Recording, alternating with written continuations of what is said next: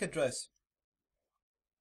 Each network card, whether it's Wi-Fi card or wired card, it has a physical static address assigned by the card manufacturer called the MAC address, Media Access Control.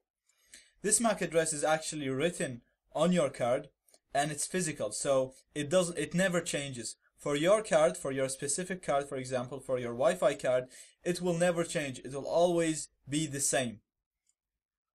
The MAC address is used between devices to identify each other and to transfer packets in the right direction. This works by each packet has a source MAC and a destination MAC, and it travels from the source MAC to the destination MAC. Now, because the MAC address is static and it never changes, it can be used to trace you back and to identify your device. Also, since devices use MAC address to identify each other, so for example, you'll have some networks that only allow certain MAC addresses to connect to the network. They use a whitelist, or they can use a blacklist and blacklist your MAC address so that you cannot connect to that network. So changing your MAC address can help you either connect to the network by changing your MAC address to one that's in a whitelist, or it could let you bypass blacklists. So, as I said, it's physical and static, so the only way to change the MAC address is to change it in the RAM. So it will only be changed for this session. Once you restart your device, you have to change it again. So to do this, it's very simple. We're going to use a tool called MAC Changer. So let's see how we do that. So first of all, to get your Wi-Fi card name, just type in iwconfig, and it will show all wireless cards you have. So here ETH0 has no wireless extensions, and same with LO. And we can see that LAN0 is my wireless card. So I'm just gonna disable the wireless card. So ifconfig LAN0 down. That's to disable the wireless card.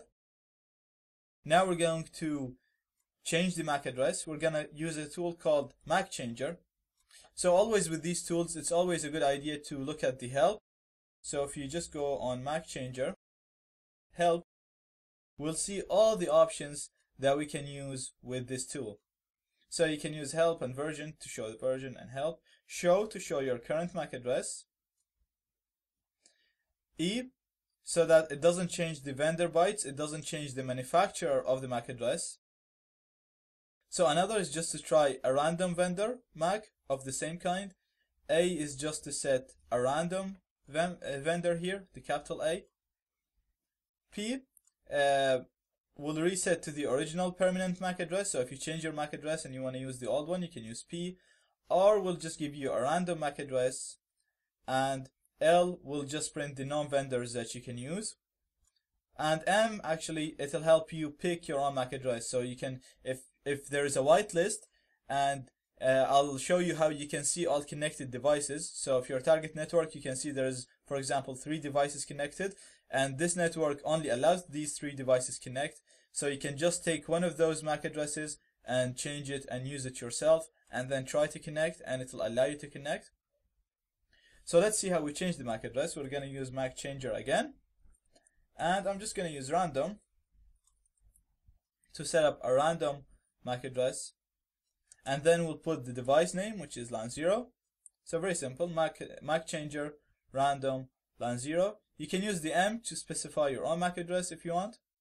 So I'm going to hit enter, and as you can see, my original one was this, and it's been changed to 98A4B095CAA3.